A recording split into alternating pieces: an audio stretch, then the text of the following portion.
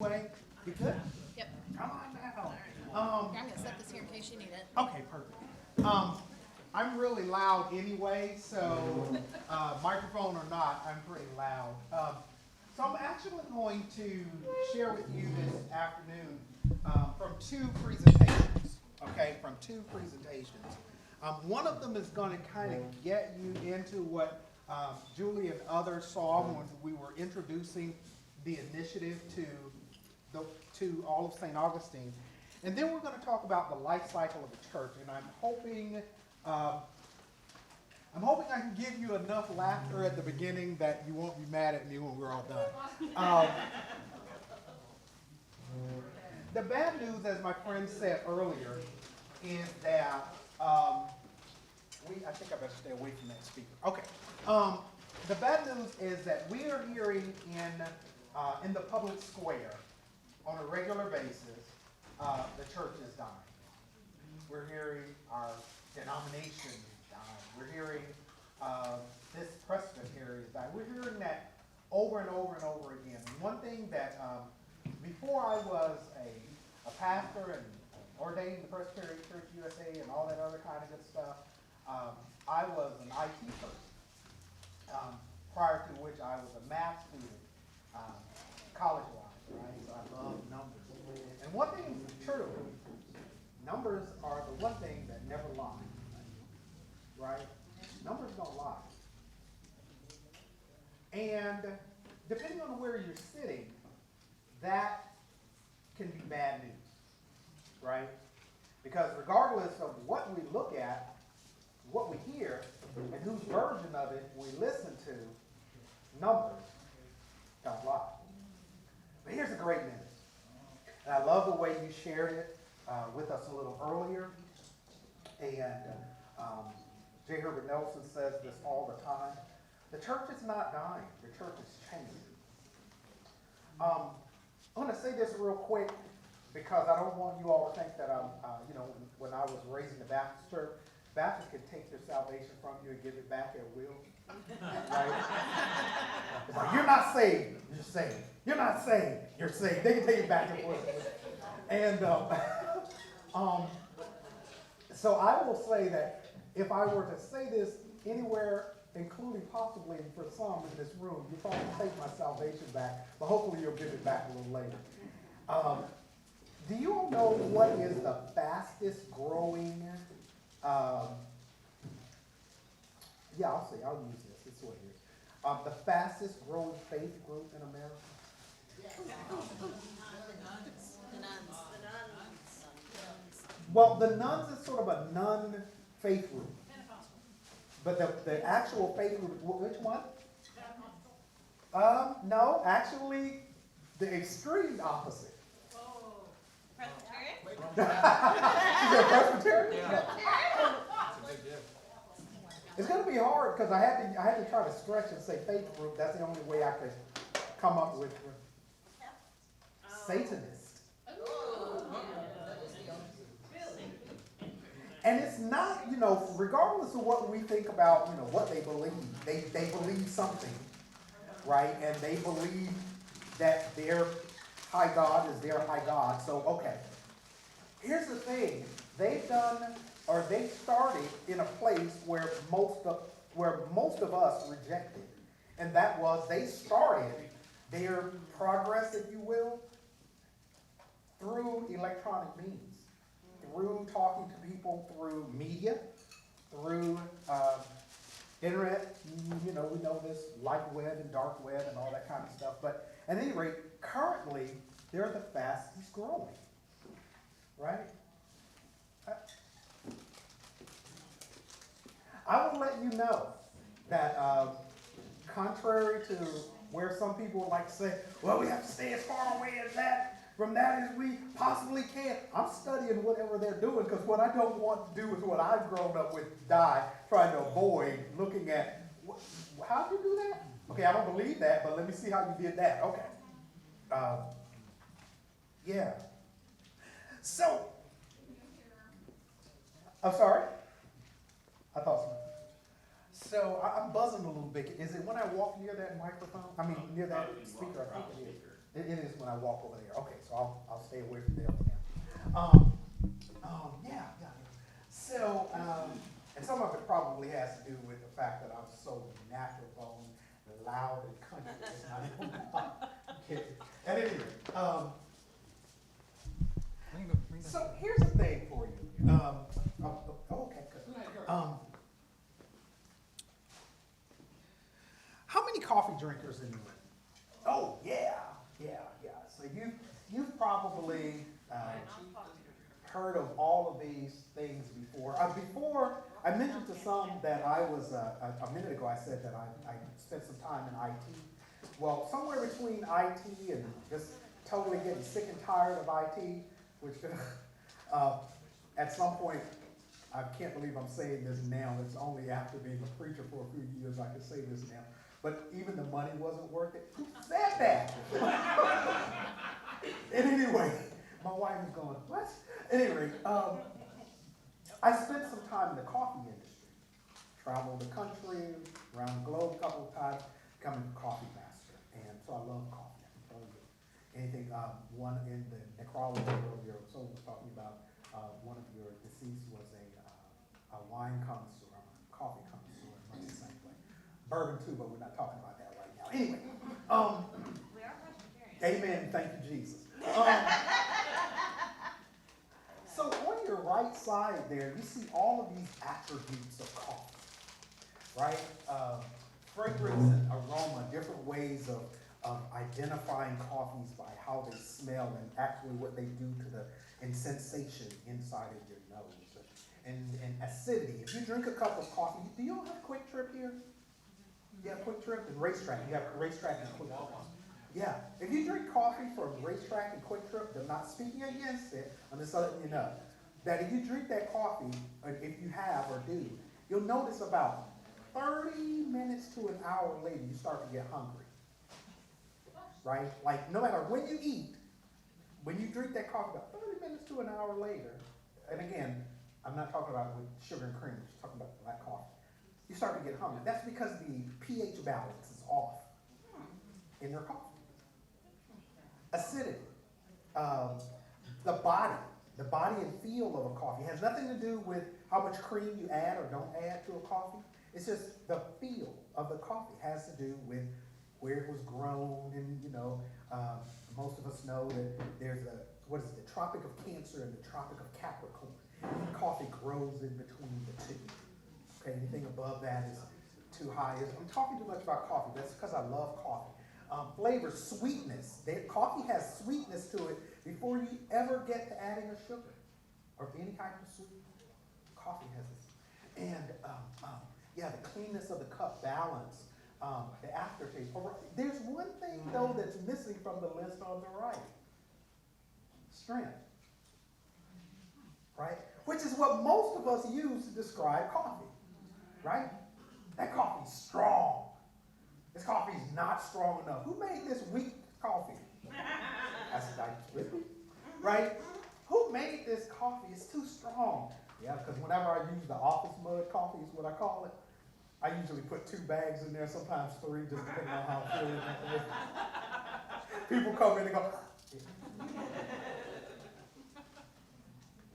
So we think then that this bold tasting coffee, this coffee that's rich in flavor, must then be high in caffeine, right? It's dark, right? So that's where the idea of strength comes from. The darker, the richer, the bolder the coffee, when you hold it up in a glass mug and you can't see through it, that's going to keep you up all night. You already know, right? That's not true. It's the exact opposite. Yeah. So when you walk in your average Starbucks or Caribou or wherever you go, they usually have 3 roasts. They have a blonde or light roast, they have a medium roast, and they have a dark roast. Yeah, that light roast is the one that has the most caffeine. So I need you all to have a moment of silence for all the espresso you bought, which is basically decaf coffee.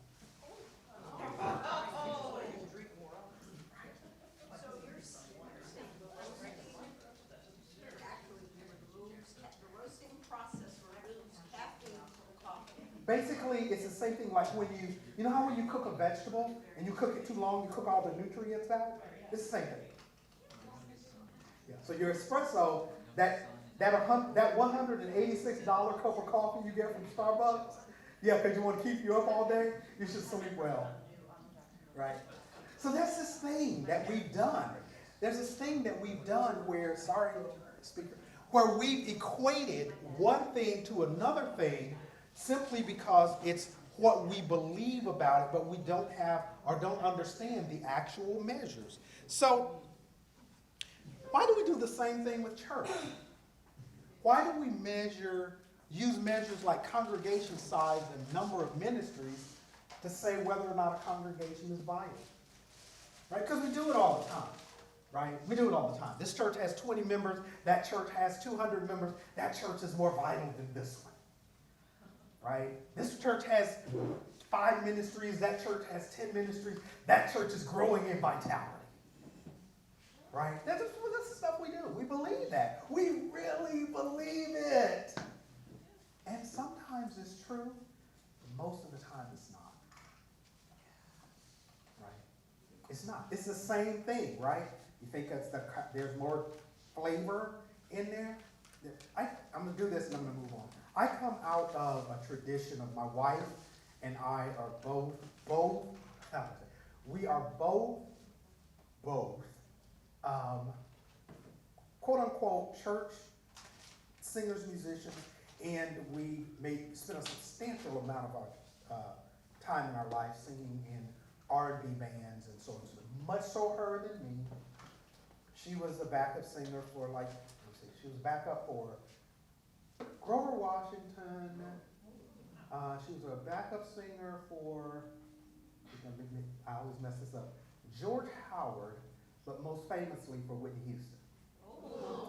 And yeah, the girl can sing now. I know what she wants with me, but anyway. Yeah, but I did my little stint too, right? A couple of folks myself. And the thing is, we come out of singing churches, right? Literally so much so at one point in time, my wife and one of her friends, if people knew that they were singing, you couldn't get in the church. You couldn't get in the parking lot. There was once upon a time, does anybody remember back in the 80s and 90s, there used to be what was called a McDonald's Gospel Fest. Anybody remember this? McDonald's and KFC did it too for a while. They hold these national competitions where choirs would compete and win like $10,000, $20,000 for their church. I led 2 of those choirs, right? To win these national championships. I just posted one of the memories on my Facebook thing. So we come out of those traditions, right? And so you drive up to these churches, and when you get to the parking lot, it's packed. Nobody can get in there, and they're just as toxic as I don't know what, right? Because people are arrogant, right? We go to the best church, right? You shouldn't sit in this chair. This chair belongs to, give them a name, right? Literally the same songs being sung over and over and over again. You know what? Let me tell you what would happen. Oh, I love this part. This would literally happen. I kid you not. I would bring together this choir, 40, 50 people, and rehearse them twice in a week. And I used to have a motto. My motto was, if I'm sweating, you're not singing. So people would go home wringing wet from rehearsal, right? We would rehearse all of usually a Thursday and a Saturday, like preparing for Sunday morning. Sunday morning worship service started at 11. You had to be there at 9:30 to rehearse again, right? Just like football. I mean, we were serious. Oh, we were serious people about our practice and about our choir. And they would get there and be ready to sing these 2 songs that we've learned all week. And Mother Jones would walk by me and say, darling, can you sing so-and-so? And put $50 in my hand. Everything we rehearsed was gone. It was. It really was, right? And guess what, though? And I literally, this was before I got saved the 3rd time. I'm sorry. Anyway, I was really young back then, and I didn't understand a lot of things. But guess what? That was toxic. But can I tell you that many of the changes that we fail to make in our church is because we don't want to hurt the person that's giving the most money. Got to get out of here. See y'all later. Amen. There's a family, there's a person or two in your church, perhaps in your presbytery, that's holding back everything. Praise the Lord, somebody. I know I'm right. Sorry, you. But what if we had terms to describe what actually makes a congregation vital? And that, or those, are the 7 marks of congregational vitality. Listen to me. If you don't hear anything else I say today, hear this loud and clear. You cannot say if your church is vital. For some of us, that's the last thing we want to hear. Doesn't matter how many members you got, doesn't matter how much money you got, doesn't matter anything. You, as a member, definitely not as a leader of your church, can say if you're vital. Only your community can say you're vital. Right? Married couple. Just a married couple. Any married couples in the room? The husband and the wife here? Okay, good. Here's good. How long y'all been married? 27 years. Now, here it is. You're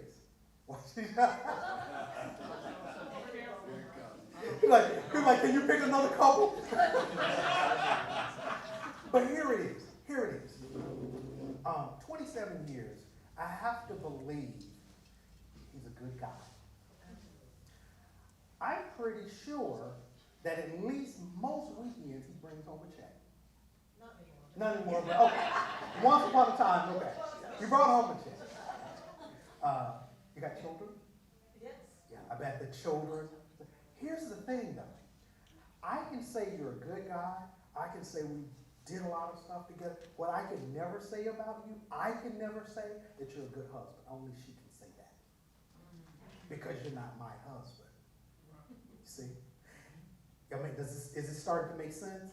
The church is not in the community to serve the church. That's why you can't say you're vital. You can say you're big. You can say you got a lot of money. You can say you have a lot of resources and ministries. You can say that, and that will be true, right? I can say me and him go out and drink the house down every Friday. That would be true. See, Friday. Anyway, that would be true. But I can never say he's a good husband. Only she can say that, right? And that's the issue. That's what we are contending with, is how do we define vitality? I'm going to say this about size. Am I moving around too much? You're good. Okay, good. I'm going to say this about size. My other job, because this is the Jamaican in me, is I can never work one job. I work as a hospital chaplain, specifically in a trauma center, specifically the largest trauma center in Metro Atlanta. If anybody's ever been in Metro Atlanta, you're at the Grady Hospital, right? Basically, they say for chaplaincy, if you can survive Grady, you can survive anything. Yeah, literally, I've seen people come in the emergency room on 2 or 3 stretchers. It's amazing. Yep. Any nurses in the room?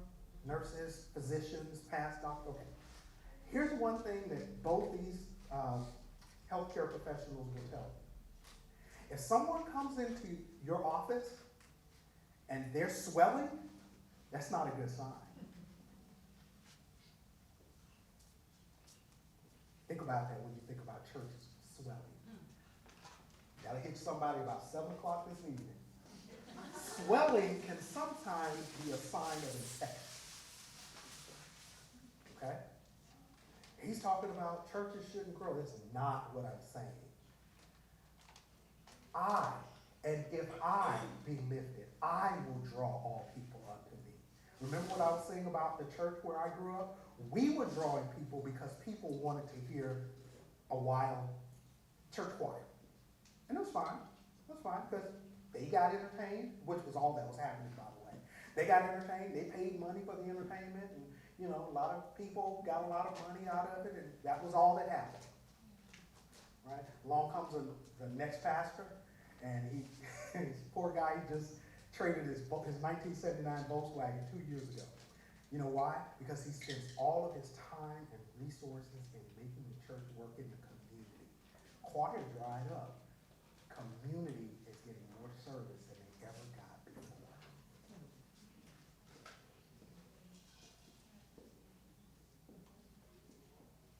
And if I be lifted, I will draw others unto me.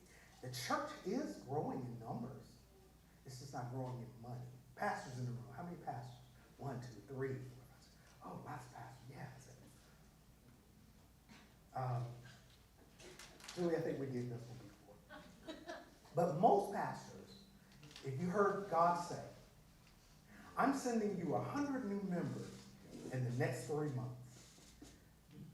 Many of us that don't know the real headache of getting 100 new people. But anyway, let's say, great, 100 new people? Woo! And then God says around person number 20, oh, I'm sorry, by the way, they're all going to be homeless. Right?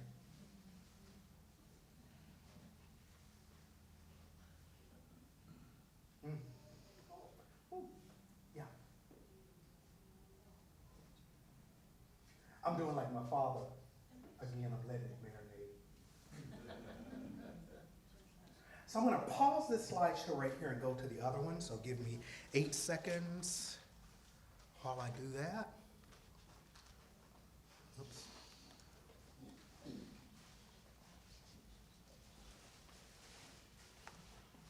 Okay.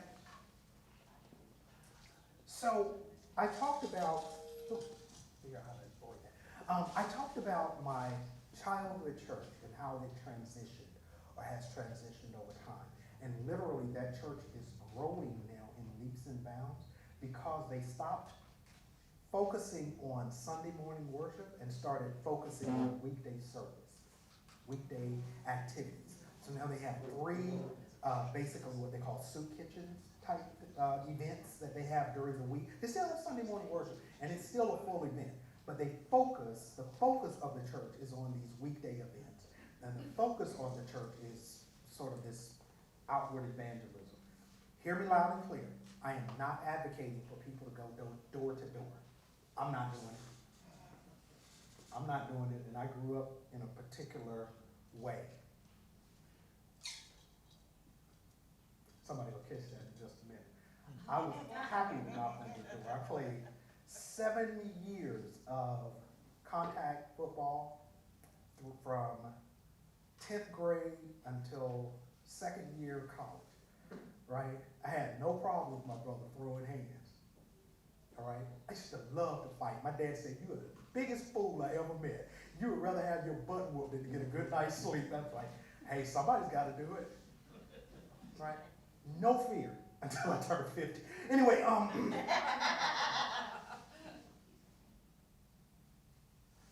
so notwithstanding, I'm not advocating for people to go door to door. It's a strange world out there.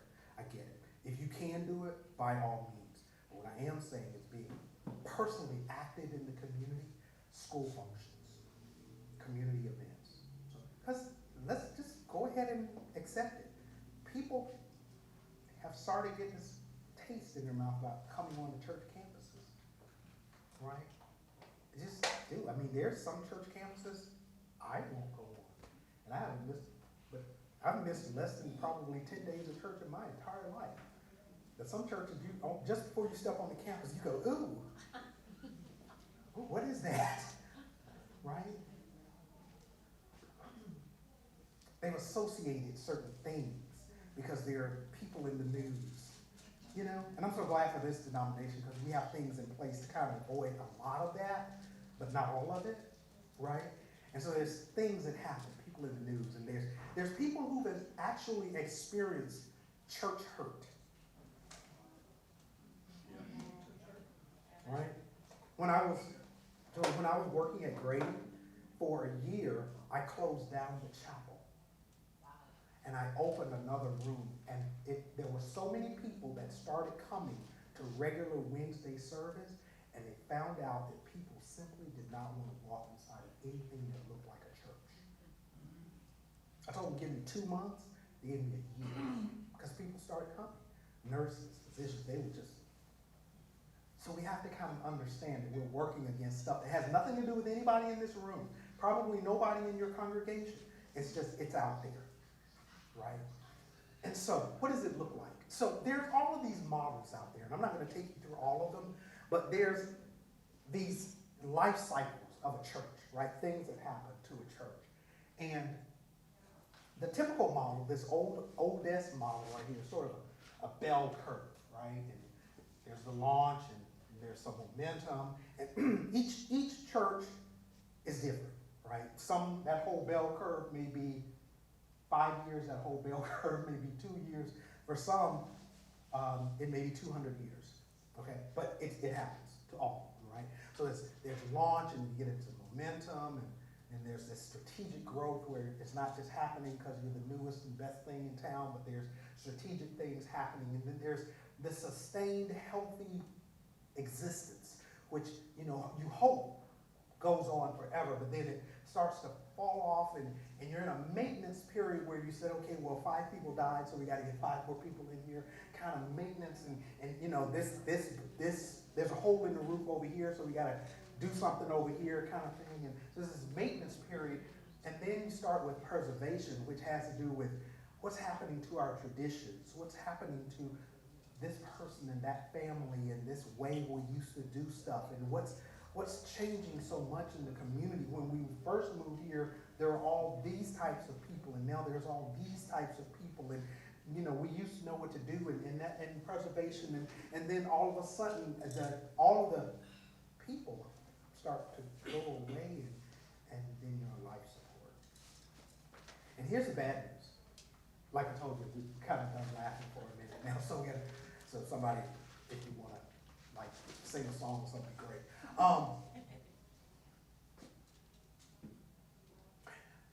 COVID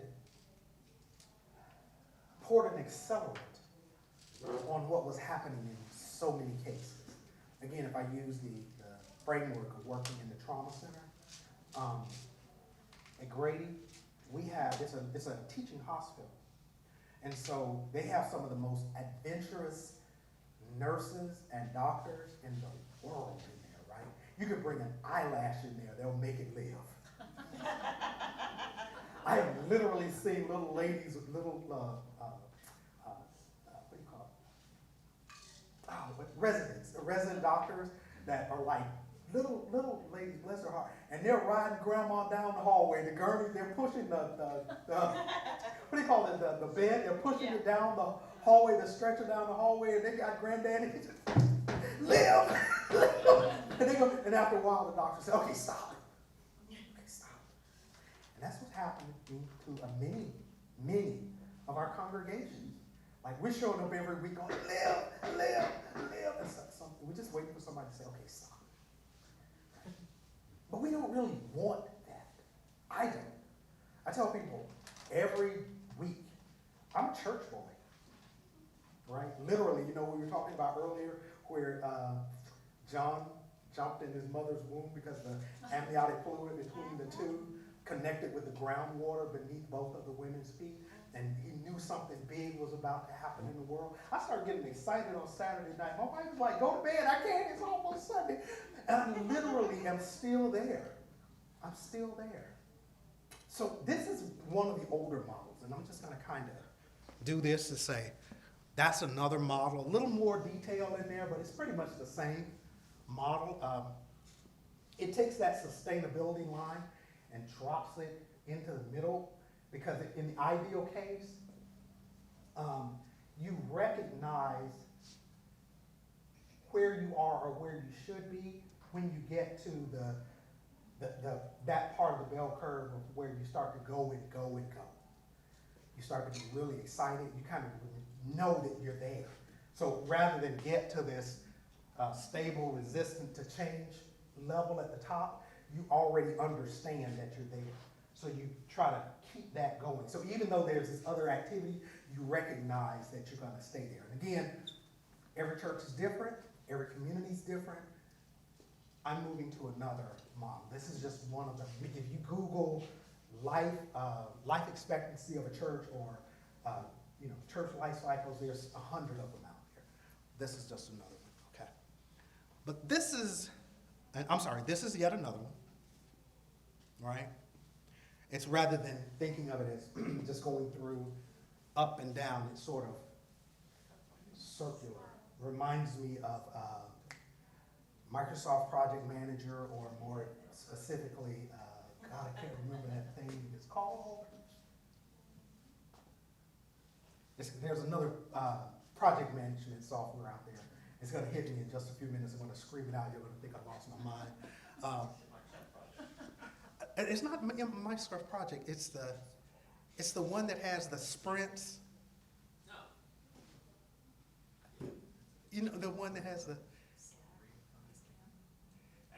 Agile. That's it. Yeah, Agile. Yay! Yes. Yeah. And so this kind of reminds you of Agile, where you work in these little loops, and you go to the next thing, and you work in another loop, and so forth. This is the one that I like the most. Guy came up with this back in roughly spring of 2020, like right at the beginning of the pandemic. And if you look at this, it can be a little confusing up front, but I'm going to try to do it for you, and I'm going to do it from that monitor to keep from making noise with my favorite speaker right here. Okay. You notice the life cycle, the growth cycle is not like here, it goes that way, right? So Hebrew students, it's reading like Hebrew. What's happening is, you ever heard that idea, you start with the end in mind? So it starts with the end in mind. You start with the understanding that you were built for mission, right? And then what happens is that as a new church built for mission, you embrace visionary ideas, you move to a state of alignment, which then leads to multiplication. Okay, we'll get to what all that means in a moment. But you can also see these sort of red and blue lines. You see those? The blue line is a line of success. The red line is a line of failure. So what happens sometimes, for example, when you get to the visionary point, sometimes we can get lost in the vision and think that the vision is the answer. The best questions. So I grew up in an era where it was like, you don't question God. Yeah. Right? That was really the elders saying, don't ask me no questions. You're never closer to God than when you're asking questions. Right? And so if we get to a place of not questioning vision and thinking we've reached the end, that's automatic straight line to plateauing and dying. Right? Same thing with alignment. Multiplication, again, remember I talked about that swelling is not always a good sign. So sometimes when we think every time, this goes back to my Baptist group, every time we swing the door open on welcome hinges, we get two new members or 10 new members, that's not when you stop asking questions. When you start asking questions is, what do they need? I love, shameless plug time. I love the work of Dr. Aubrey Hendricks. Look him up in your copious free time. He has a book. It's called Christians Against Christianity. In the By the Way department. If you're not busy, November 2nd and 3rd, will have Dr. Aubrey Hendricks at Montreat for a 2-day retreat. And guess what? I have scholarships. Email me. Email Julie. Julie will email me. Okay? I have scholarships. We'll get you there for both days. Yep. Shameless plug. Also, Gary Neil Hansen from Duke will be there, and Naomi Washington Lee Park from Villanova will be there. So, again, shameless plug, but I want you to be there. In fact, it's attached to the evangelism conference. So, how many wouldn't want to spend a week in Montreat on us? Okay. So, Jerry, I just told people to email you. So. That's great. Okay. Me too. Yeah, so yeah, when you get to this state of multiplication and people are coming in, you think you got the answers. That's not when you got the answer. Oh, one more thing, I'm sorry. Got to go in and out again. There's a hybrid option, so people that may want to just watch it online, We have that too. Okay. So always question where you are, because if you feel like where you are is where you're going, that's when you head immediately to plateauing, and then to stagnancy, and then to decline. Okay? I'm going to run past here. Okay. So let's try to define a couple of these terms, and I think we'll get somewhere and almost get out of here. Phases of the life cycle of church: the missional stage, visionary stage, alignment stage, multiplication, plateau, stagnancy, and decline. The missional stage is a stage where, I'm taking my glasses off so I can hear. The missional stage is all hands are on deck, everyone is involved, and there's energy and excitement. We are family, right? This is... What? We are family. Anybody's ever been involved in a new church launch, you know, everything's everything. During that first year or two, you don't care anything about money. The light bill needs to be paid. We're $100 short. Not a problem, buddy. You know, bang, you know. It's new church. It's excitement. It's everywhere, right? We are family. Mission and evangelism are key. They seek to see others join in with them, right? That's in the missional stage. The visionary stage is growth is happening, and new initiatives and ideas are springing up from everywhere, and there's no shortage of creativity during this time. Everybody's got ideas. A leadership team is building, and even if the senior leader is ultimately making the decisions, everybody is doing the work, right? And again, remember, every church is different. This may be 10 years in, it may be 20 years in, it may be 2 weeks in, we just don't know. But you recognize these stages, right?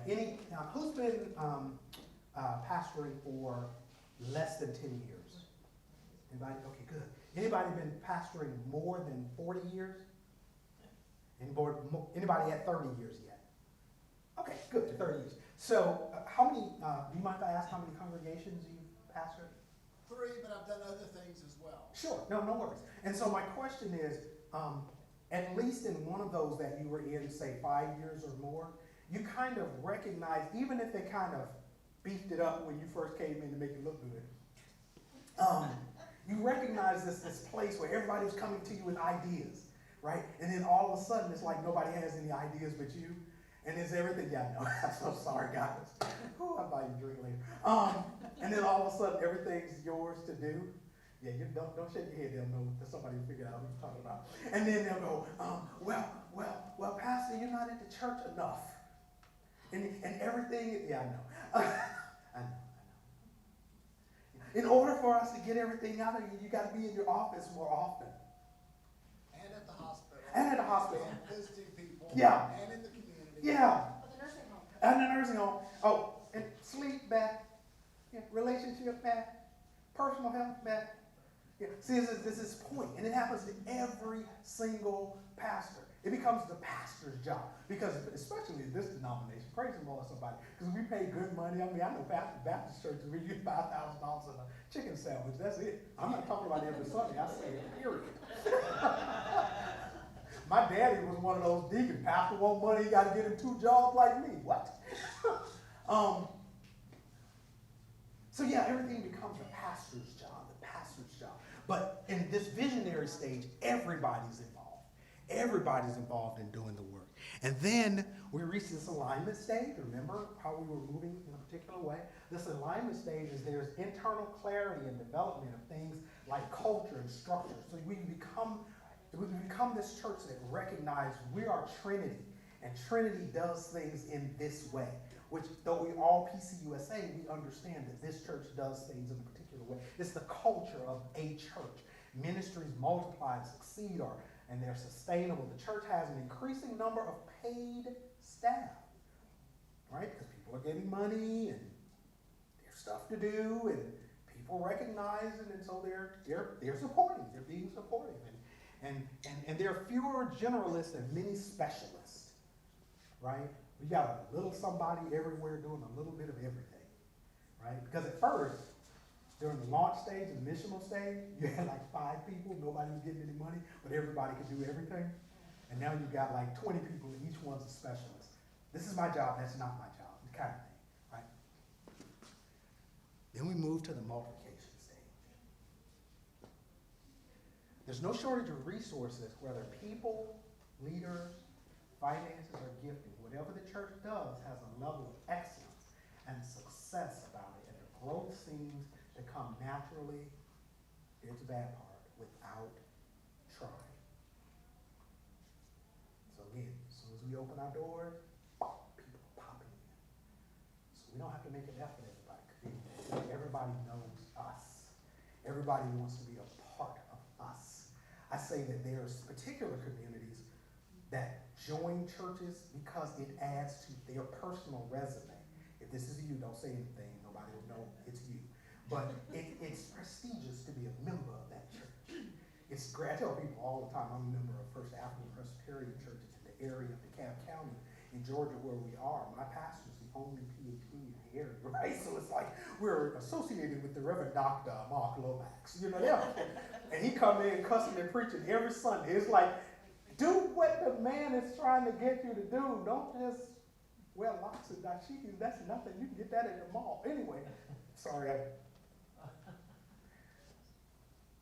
So there's this thing, as soon as you open the doors, people just want to be associated, right? Like I even joke my own self, right? It's more prestigious to be a member of PCUSA than it is to be a member of that denomination, or that one, right? So people, at one point, were just coming to be a part of Jerry's church, or to be a part of Jake's church. It's just wanted to be around this good-looking guy. I mean, he's incredibly intelligent, and he speaks well. Yeah, he plays guitar. He does good noun-verb agreement in his sermon. They don't really forget about following Christ. I just want to go to that great campus. I want to be a part of this great ministry. They got ministry back. I just want to go there because I got like a really nice car, and I wanted to be in that parking lot next to all the other nice cars. Multiplication. They serve good food. Oh, and they serve good food. There's a couple of churches in Atlanta. Liquor licenses, like, great God, yes. Okay. Multiplication stage. But because we were doing nothing, because the multiplication was happening, because we were doing nothing, we hit this stage.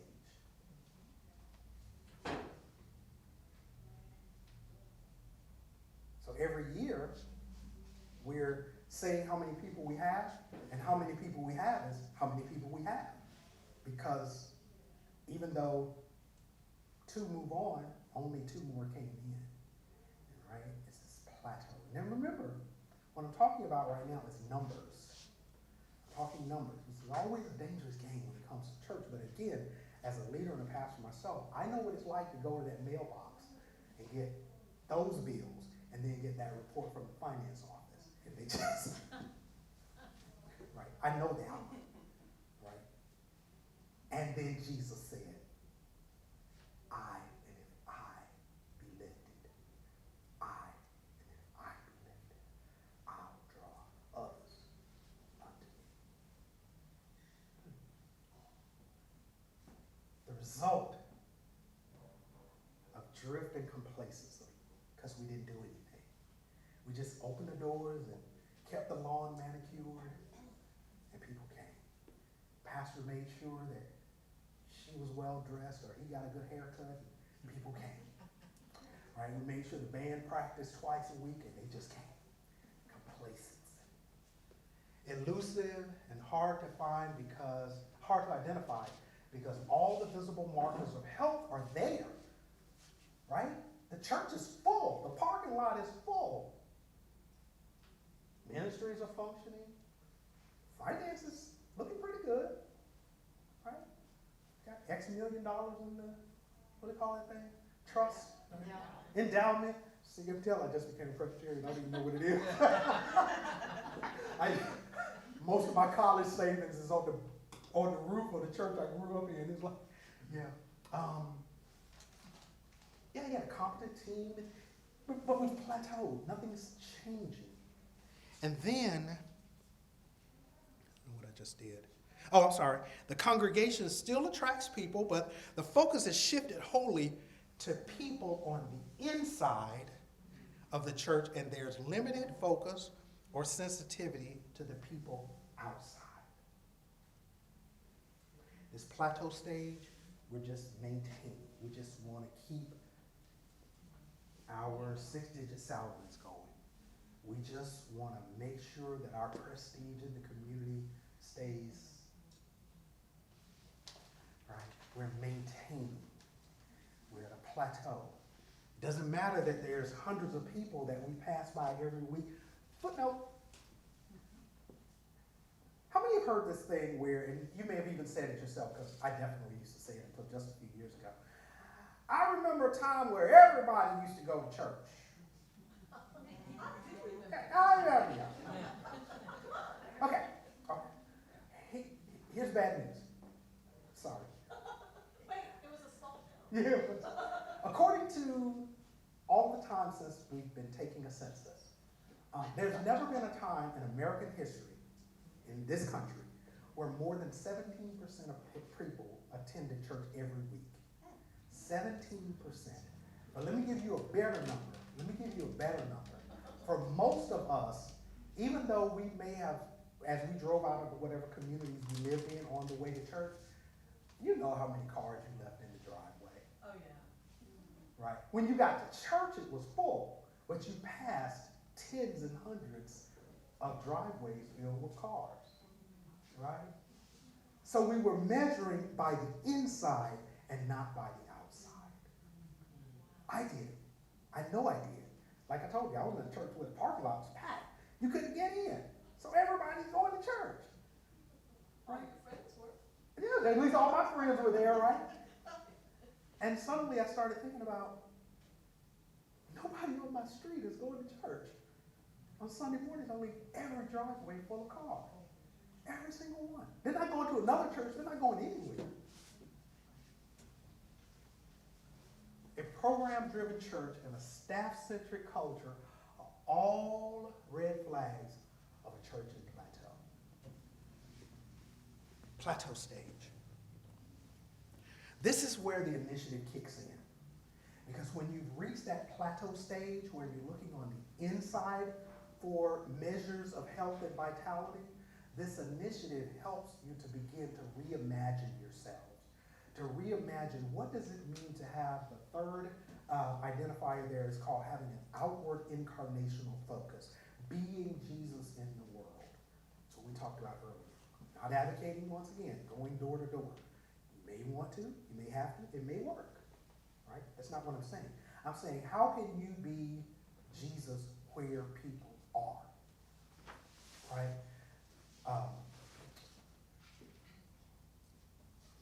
One of the choirs, groups I led was a person that, you know how you always have those people that got famous and you wish you would have stayed with them for a while?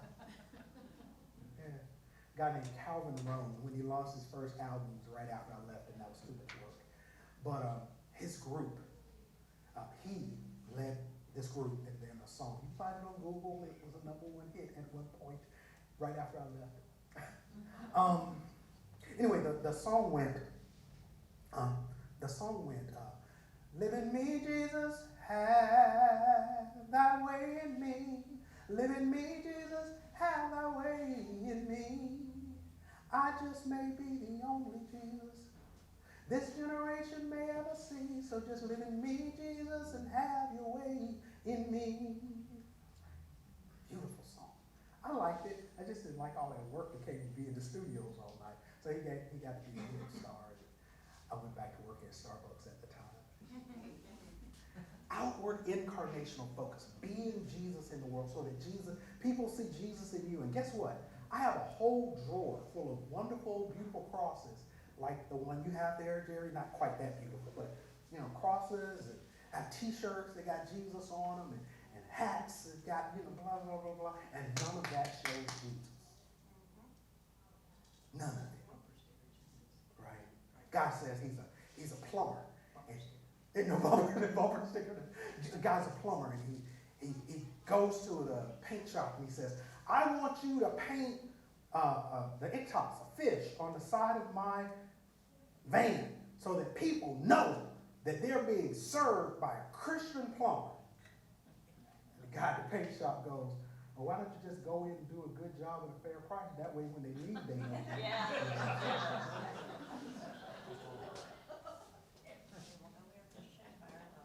Outward incarnational focus, lifelong discipleship. Discipleship. Jesus wanted disciples, lifelong learners. We never get all the answers. What we get is more questions. Lifelong discipleship. These are marks of a vital church that keep people involved in these levels of vitality. You know, a couple of my childhood pastors could not stand the idea of me coming in with all of my questions. And I learned from that. I love people to come to me with questions. Footnote, remember earlier when I was talking about how the Satanists are there? I have at least 4 members of our congregation that they teach the occult. They do palm readings, and I love talking to them. They question my Jesus all the time. I love it, right? Because some of their questions are valid. Now, matter of fact, all of their questions are valid, right? Who wants somebody agreeing with them all the time? I want to answer questions. Ask me questions. That keeps me going back to learn and doing something other than Googling all the time. I want to learn, so ask me questions, right? So we reject everybody. Oh, they can't come in here because they're Muslim. They can't come in here because they're Jew. They can't come in here because they're that. Come on in here. Again, one of the things I love about the community where I serve, honestly speaking, our average attendance pre-COVID was roughly 160, 170 people. There's like 5 Presbyterians in there. We got Rastafari, we got teachers of the occult, we got members of EFA, we got, oh my goodness, you name it, they were there. Because what they were trying to do was learn how to help other people. How do we teach helping? And here's this example of this dude, Jesus, who didn't want to be worshiped, but wanted to be followed. And so we teach how to follow Jesus. Follow, which is greater than what happens on Sunday. Sunday's not following, Sunday's worshiping, right? Yeah, I can go by that example. I don't care what you call it. That's a good example. I can live by the way you're living, but if all I'm supposed to do is just wear a t-shirt or a hat and treat people bad, I don't want to do that, right? I want to do what you're doing. So these signs, these are signs. Spirit-inspired worship, and I'm moving on. Spirit-inspired worship is worship that draws people closer to God, which is different from high-spirited worship. See, high-spirited worship, I'm the crown king of that. That's it, dude. Yeah, that draws people into church. It does not get people closer to God. Somebody might slip up and get caught up in the drive-by, you know, in the drive-by Holy Ghost, right? The Holy Ghost was on his way to somebody else's church, and they got touched by mistake, you know. But they didn't get touched in there, right? Because all we were interested in was trying to get people to run through the church, you know. Come over here by you and shout, see, and get you out of church. Get you, yeah, that ain't happening. You weren't playing with that. You don't sweat up your suit. That's another thing I like about Presbyterians. I don't have to dry clean that often. Anyway. That's right. But Spirit-inspired worship seeks the attention of the people to say, what do you need to be drawn closer to God? What is it that you need? What is it that we can discuss? I want to hear your story. And once I hear your story, then maybe there's a song that bubbles up out of that. There's not one person or 2 persons or 3 persons or people that plan worship week after week after week. The community talks about it. What do we need? We seek the talents of other people. There's this young guy or young lady in the church that just learned to play guitar. Let him play Sunday. It's a big loss. Let him play. any folks in here that love music that's quote unquote not Christian? Anybody like rock music, pop music, rap music? Doobies, that's it. Anybody? Yeah? Yeah. Check the bios of probably, I know more than 90% of my favorite artists, but check the bios of probably 80, 90% of the artists that you love. Every one of them was in church at one point. Some church allowed them to share their gifts. Some church allowed them to share their gifts. Right? Yeah. These are 7 marks. Remember doubting Thomas? If you truly are the Christ, let me see the what? The marks in your hand. If you, the church, are truly the incarnate Christ, they should see the marks of Jesus on you. And we came up with 7. There's probably a couple more, but these 7. Remember, you can't say you're vital. They can. I'm out when I say this, because what these marks do is help you avoid these final other stages. The stagnation stage, the twin challenges of declining finances, and a hemorrhaging of people happens. Particularly those who are strong leaders, the visionaries, they start to go away. The creatives start to go away, right? And then methods and practices have become entrenched, and they become sacred cows, right? We can't do it any other way. The only music we can have is the organ. That's right. We've always done it that way. We've always done it that way. We can't move off of this order or that order. I was not in the Presbyterian. Okay? We can only do things one way. If you don't do it that way, right, it's entrenched. There's no challenge. The pastor is blamed, but the pastor is rarely the source of the problem. Rarely it is the pastor. And here's tough news. If the problem is the pastor, that's your fault. In most cases. If the problem is the pastor, first of all, our structure doesn't even allow the pastor to have that kind of autonomy. Right? But either way, if the pastor's the problem, it's your fault. You put all of that weight on that woman or that man. How dare you? And if you've done it, go get it off of the stagnation stage, the twin challenges of declining finances and hemorrhaging people. Then we reach that final stage of decline, which is a relaunch or replant or reboot is needed. The need is resurrection rather than resuscitation. P.S. A new young pastor won't fix it. Can you repeat that for every TNC everywhere? Yeah. I'm like, yeah, that needs big bold letters. Quick story? Of course there's time. I went to a church, not a PCUSA church. This was just a little while ago. Went to this church, and the pastor, who, by the way, was roughly 60 at the time, he goes, we, like every other church, they had been, once upon a time, in a church where it's like 800 people showing up every week, and they were down to about 200. We need you to, and I was going in at the time to be the executive pastor, because I was still just coming out of IT, so I still had all that stuff in my head. We need you to help us get more young people in here, so you figure that out. And you're like, I'm not the youth pastor, whatever, okay, I'll help. So I started to look at the demographics around the church. Still with me? The demographics of the community. Number 1, the community was planted between 3 housing communities, 3 public housing communities. This is 20 plus years ago. They're planted between. What do you know about housing communities? There's only 3 types of people that should be in a housing community at that time in the housing report. You either had to be elderly, a single mother, or a child. If you were over 18 or over 21, if you were not in college, you couldn't live there, at least not legally. If you were a woman that had a husband or spouse, you couldn't live there, right? If you were under a certain age, You couldn't live there. So there were no young men or young women in the community, except for a few single women. Very few.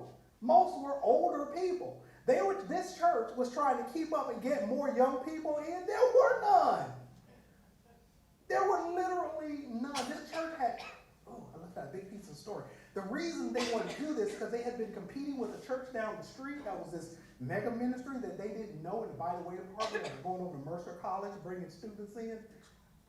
I mean, good for them, right? But they were also attracting people because they had this great ministry. You know, all the kind of stuff was great. But they invested like almost $70,000 in the sound system. In fact, part of the way that I came to work at this church is I had a cousin who was worked for the city in city planning, and there was a ruptured pipe that ran under the freeway. This building the building was like 60 years old. And when they built the building, you ever heard the saying, crap rolls downhill? So they built that pipe under 4 lanes of highway, and it ran all the way under a newly built Dollar General. When they installed this, I'm telling you, this is so funny. They built the sound system, and they put in these two huge woofers that were about the size of this table. They cracked the terracotta piping underground, and crap started coming up in the Dollar General.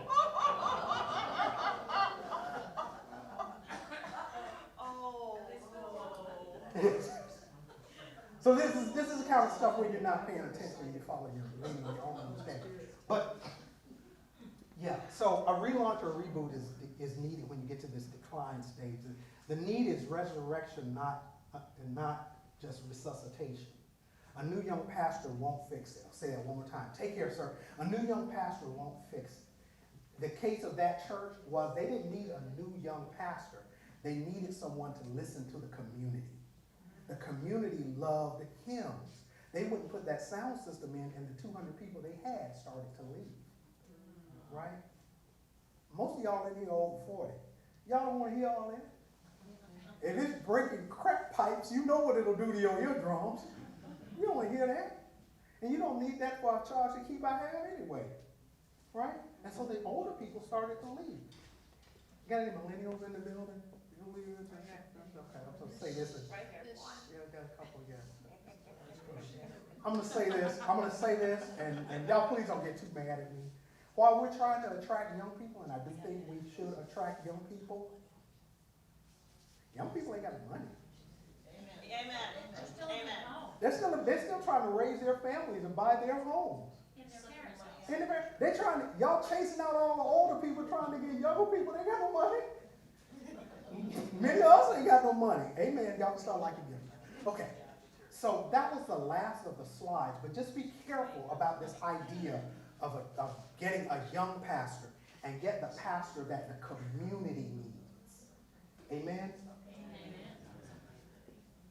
So here's the last part. Nostalgia, tradition, and tribalism and politics have caused the remaining faithful few to hang on, and they won't change for anyone or anything. So when the money runs out and the last person is left standing, the inevitable happens. And sadly, the church stops. What does the Vital Congregations Initiative have to do with this? This is the last couple of slides. We have 3 actions that are potential outcomes of the initiative. Potential outcome number 1, reforming, that is, you discover within one of those 7 marks where you can be better and do better, and you reform or you form around those marks, right, through the study of those marks. That's action number 1. Action number 2 is missional clustering or partnering. That is where you discover that here it is, we're a connectional church, but oftentimes we're so disconnected. Many of our pastors live in more isolation than do Baptist and Methodist pastors, right? One of the cornerstones of the initiative is getting the pastors to work together. So all of a sudden what we discover is my church and your church both need a part-time admin person. Neither of us can afford a full-time, but what if that person comes to each of us half-time? Or what if all 3 of us has them employed for 15 hours a week? Bingo. Now we have what we need. We have 2 churches. One of them is got a lot of space and a lot of food for a food pantry, but nobody to serve. Another church has got a lot of people, but no space to do the work. A lot of people, a lot of space, a lot of food, bingo. Right? Missional clustering. In the bodyweight department, as I come to this last slide, you can partner with somebody other than another church. Did you know that? You can partner with another church that's not Presbyterian. Did you know that? Yeah. Yeah. And we believe in this omniscient, ever-present God. God is everywhere. Yes. Yes. Yes. Yes. All right. Last but not least, and know that these can work together, there's death and resurrection. And herein we help congregations live into death and gratitude and memorial while preparing for resurrection and new life in various forms. In Searching for Sunday, our friend Rachel Held Evans writes, death is something empires worry about. It's not something resurrection people worry about. Her words are powerful. Fear of death is a powerful motivator, but we are called to believe in something ever more powerful: life, resurrection, a God who makes all things new. What if new life meant launching a new worshiping community?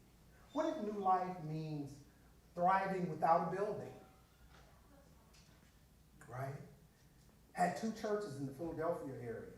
The churches sold their property, right? That's great, beautiful campuses like this, right? And for years, there were people like, church needs to look like a certain structure, and otherwise, blah, blah, blah, blah, blah, blah, blah, right?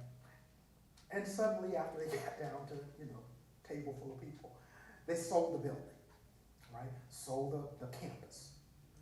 Investor comes in, builds this incredible structure, right? Housing unit, like 300-400 plus. I'll send you a story I can share. 300-400 unit, and as they named the place, for example, they named it like Trinity Housing, right? And put no icons of the church up. They just asked if they could have one room to have worship in every week. Jesus is more concerned about getting people housed and fed than Jesus is about you having a building with a cross on the top of it. And now, guess what's happening? The church is growing. Yes, sir. In Ocala, near where I live, a church that was struggling and a Jewish synagogue and a new development built a single building. They worship on Saturday. They each have their own separate sanctuaries. Sure. They share classroom space. They have a common entrance area and everything. Same building, a Jewish church and a congregational church. I mean, and it's brand new, and a brand new subdivision. I don't know how it's doing, but Yeah. they've been open about 6 months. I have all of these theologies. If anybody wants to take me out, we can discuss it. But because we got to let folks out of here. But a lot of our prohibition of keeping people out that want to come in and keeping people in that want to go out, this stuff that we got. Be well, you all. Have a great, best weekend ever. It's not the weekend yet, is it? Best week ever. I'm sorry. It's always Friday for me. Anyway. But oftentimes, it hurts us not to partner with other groups. Like I'm learning so much from these so-called voodoo princesses. I'm learning so much from them, especially they cook well. But anyway, that's another story. But I'm learning so much about how they involve the use of ritual for people to connect with their gathering, even when they're not gathered. Guess what? That's what we're going to have to learn to do as a church, is we're going to have to learn how to involve people in the church when they're not with us. I'm not taking up their practices. I'm trying to figure out how they're getting people to join them, right? So, that's the end of my presentation. God, we are listening. Continue to talk to each other. Remember, we are connected. We can remain connected. We will grow, but we can't do it by what we know. This is not our enterprise. There are some amazingly educated and awesome business people among us that have brilliant talents and gifts, God bless every one of you, and this is not your enterprise. This is God's enterprise. I can't tell you how to do it. God can. What I can tell you is A, how important it is to listen for God, and B, ways to get your communities, I'm so sorry, to get your communities to gather around listening to God and listening to the people you serve. Amen. I hope to see you at the evangelism conference and the immersion. Yes, ma'am. Do you have hard copies of these slides, or can we send them? I will send it to Julie and she'll be able to get it. Yes, ma'am.